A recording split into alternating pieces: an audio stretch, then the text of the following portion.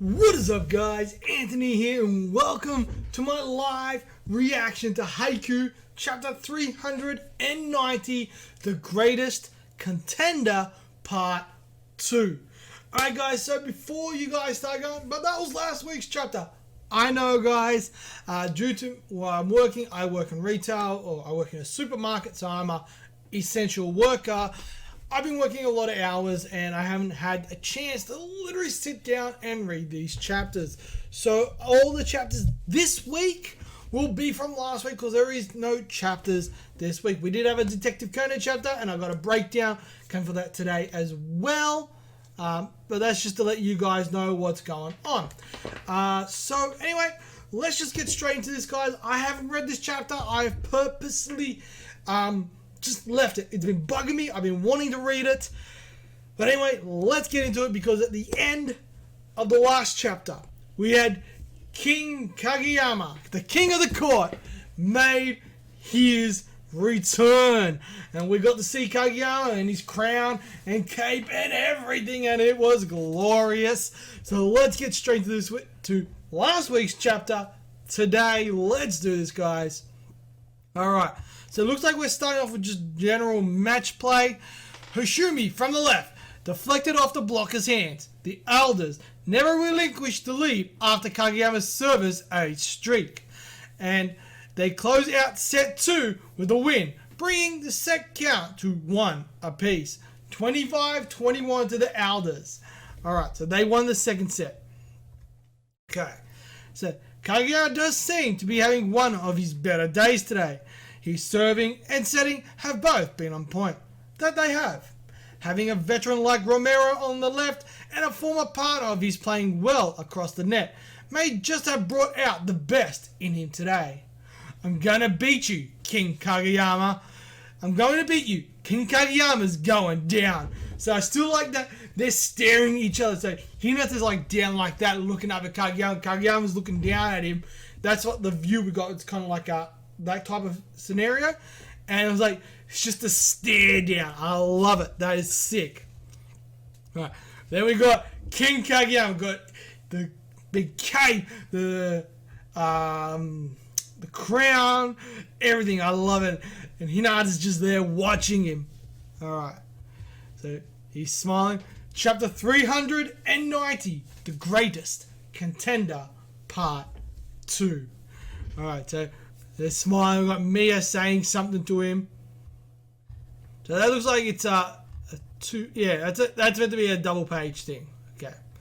So our current rotation is we got for the Jackals, we got Thomas or Inuraki, Sakusa, and then Hinata in their backline, with Mia, Atu, Bogota, and Mayan in their front line. This is the start of the third set.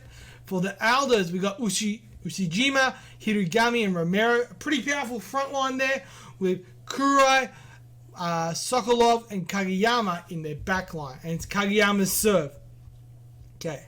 So we just got normal little chantings and stuff like that. Cheerleaders. I'm certain the Black Jackals don't want another streak of service aces from Kageyama in this set. So we're up. So it's Kageyama's going up for the serve. They'll get their first shot to stop him as Kageyama starts us off. So Kageyama's going for a big ass serve. Bang. It looks like he's just whacked it good. Looks like he's gone straight for Hinata. Hinata's received. He's like, ugh. Good pass. He's like, so he's like, ha, gotcha. Good pass. Nice one. So he's gone straight to Mia. Mia's gone to Main. It's like, get.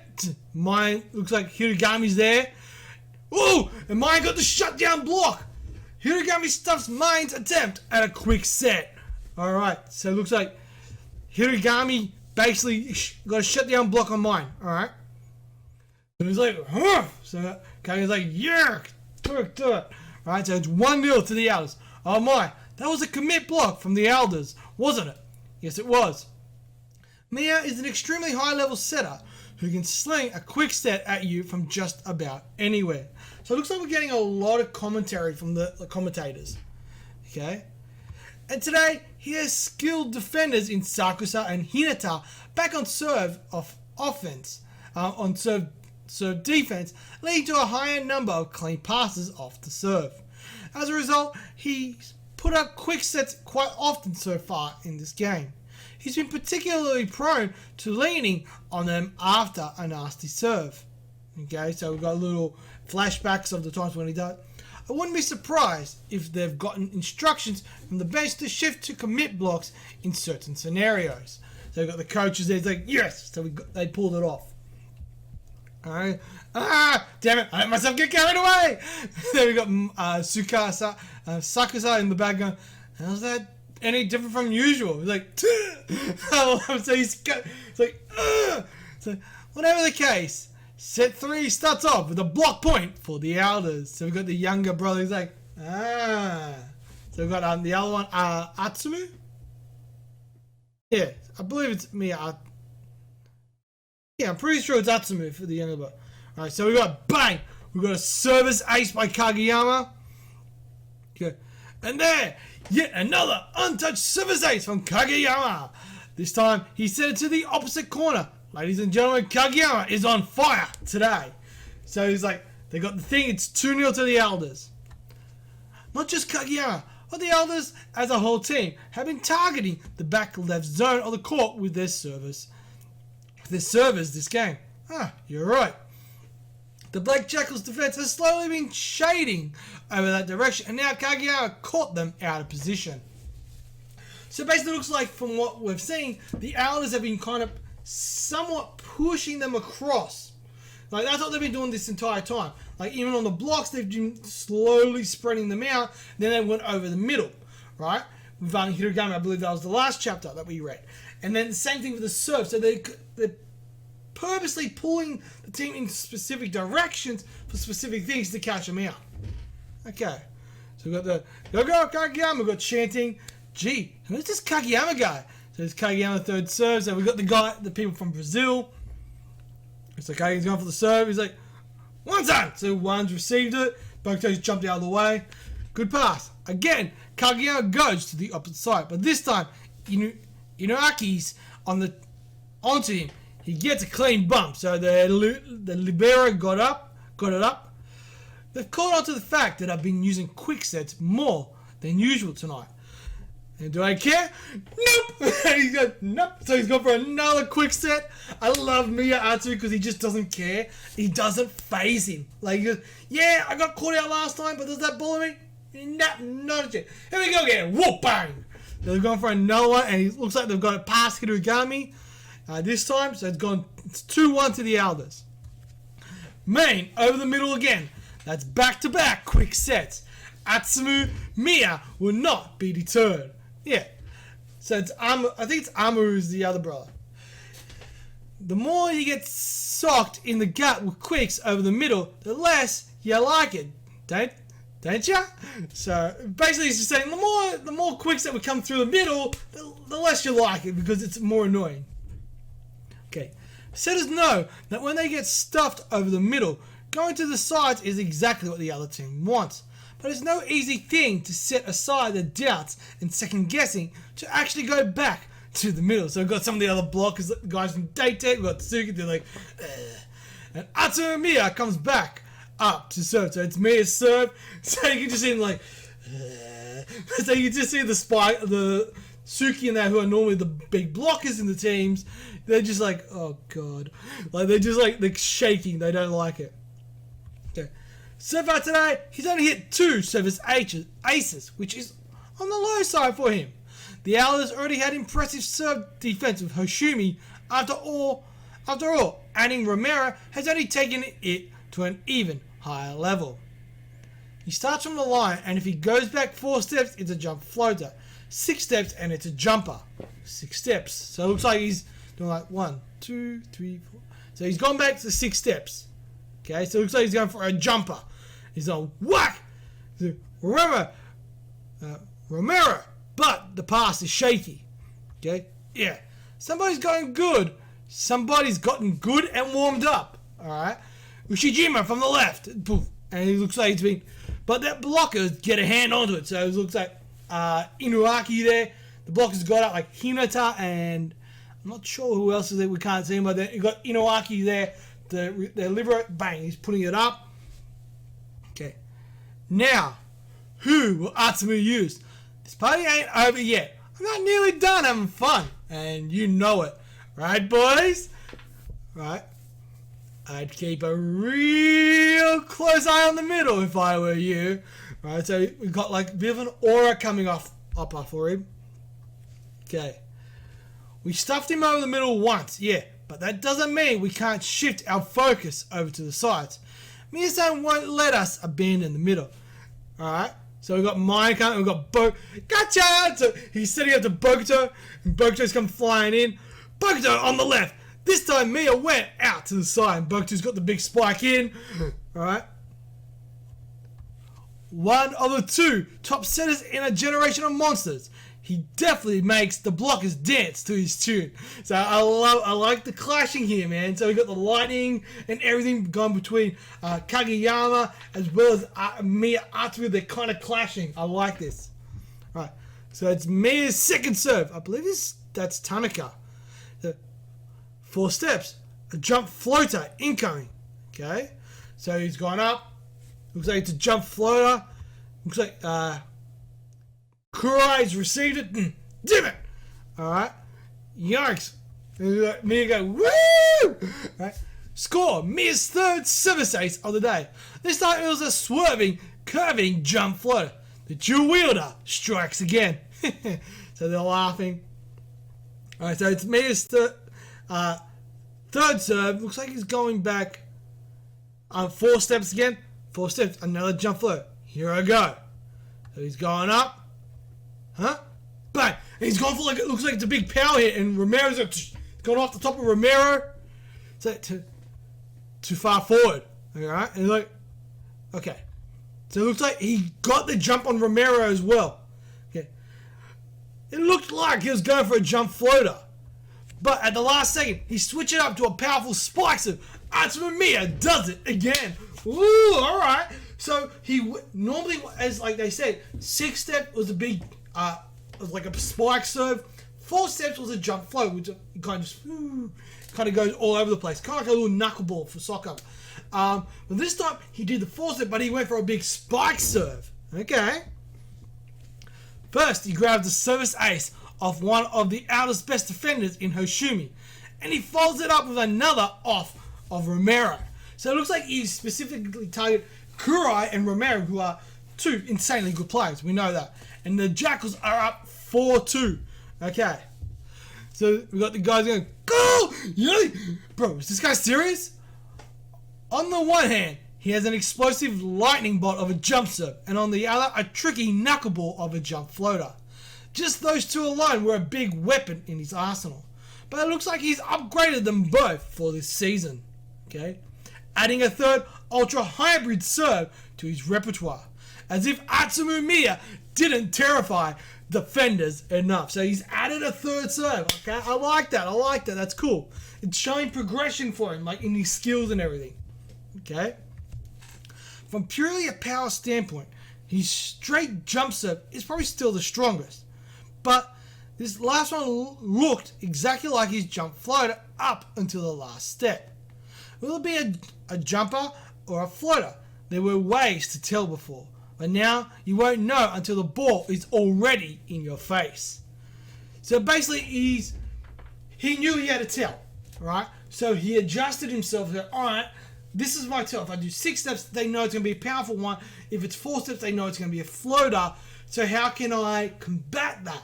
All right, let's take the 4 step and be able to do a big spike serve off that.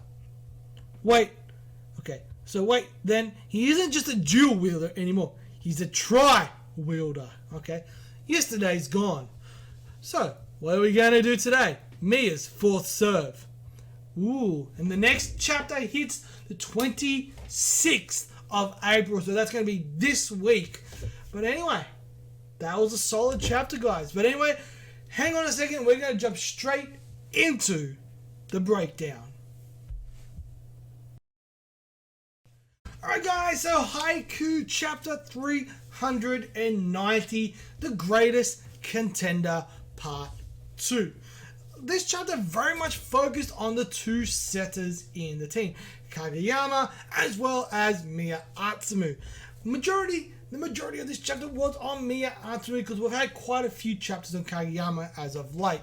And basically we got the start of the third set, right? So the set wraps up with the Elders winning the second set 25-21, and basically they never gave up the points that Kageyama got in those service aces and everything like that. So they end up getting through, and we get the more of the thing of, yes, the king of the court is back, right?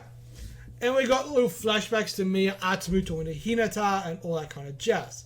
We then move straight into our third set, where our current rotation being Thomas, Sakusa, and Hinata in the back line for the Jackals, with Miya, Bokuto, and Main in the front line for the Black Jackals, and Ushijima, Hirugami, and Romero in the front line for the L. And that's a very, very powerful front line right there, with Kurai, Kageyama, and Sokolov in the back line, and Kageyama's leading off with the serves. So we basically get to see Kageyama go for his first serve, and then Miya Atsumu going for a quick right through the middle, and Hirugami getting up and shutting Main down, getting a shutout block. We then see Kageyama getting a no-touch service ace, and this is where we're starting to see a lot of little strategies coming out. So we did see a little bit of a strategy in last week's chapter in regards to the blocking, where Kageyama was constantly going out to the left, out to the right, and it slowly brought the Jackals' blockers slowly apart. And then when he felt that there was enough room, bang, they went right down the middle, catching the Jackals off guard. Same thing here again with the serving. But this time this was everybody. So everyone was going for a specific spot on the court. I think it was the back left.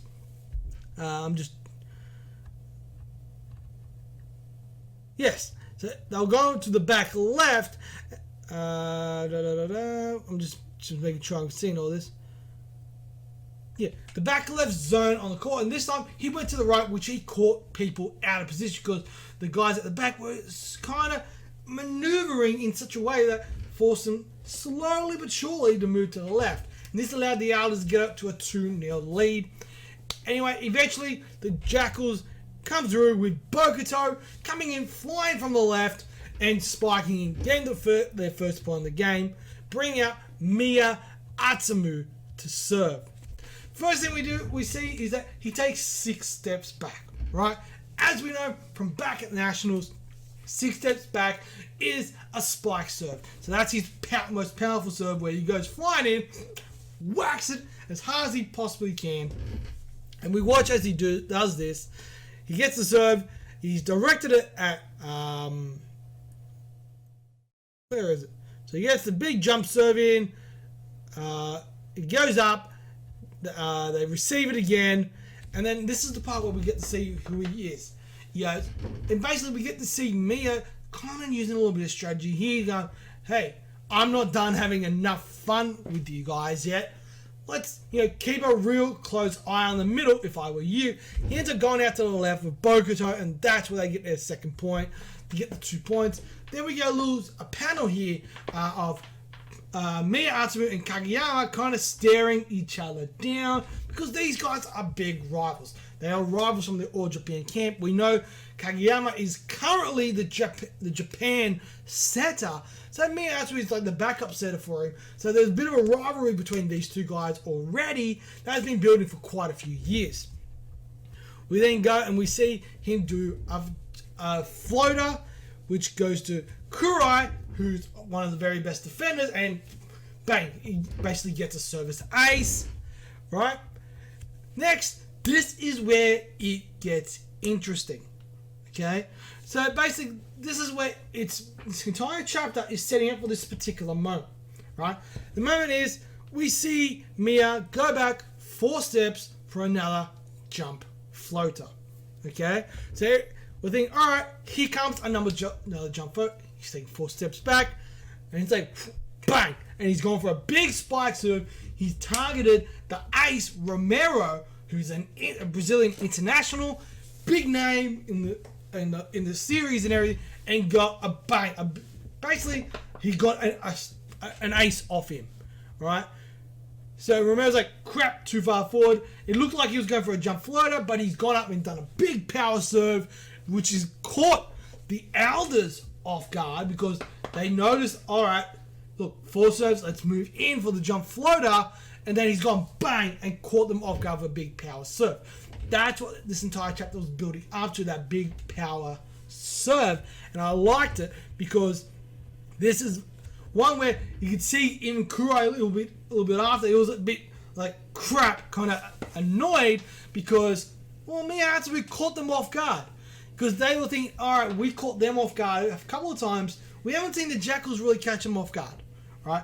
This is the first time the Jackals legit caught 2 of the key players for the Elders off guard.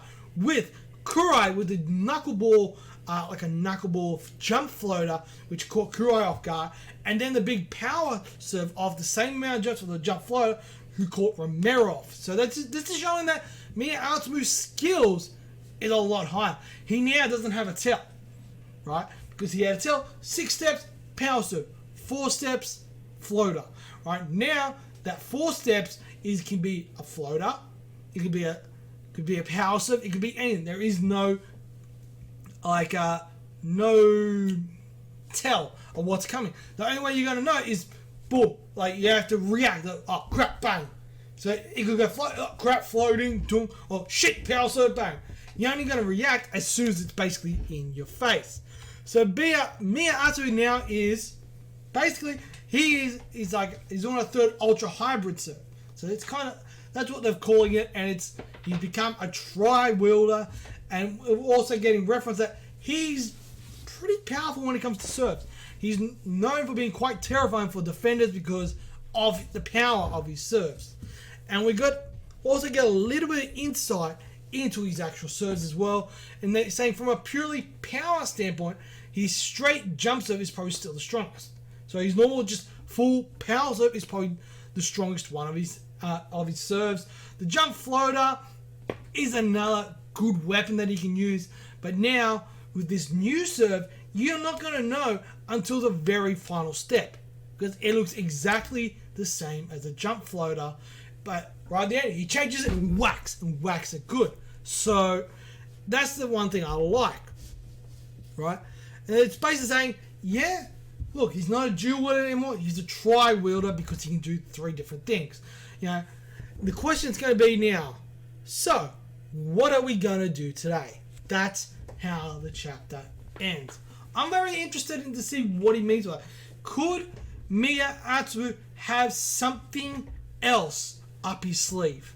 Knowing Mia Atsumu and knowing that he's very similar to Hinata in how he approaches things and all that kind of stuff, I wouldn't be surprised. I wouldn't be surprised if he had something else up his sleeve. Like maybe another type of serve. I don't know. But we're going to have to wait till this next week or the week after potentially. So I am hearing rumors that there might be delayed for 2 weeks. Don't know. Just due to stuff with the virus and all that kind of stuff. So I'm kind of interested to see what's coming. But saying the next chapter will hit the 26th, which is the end of this week.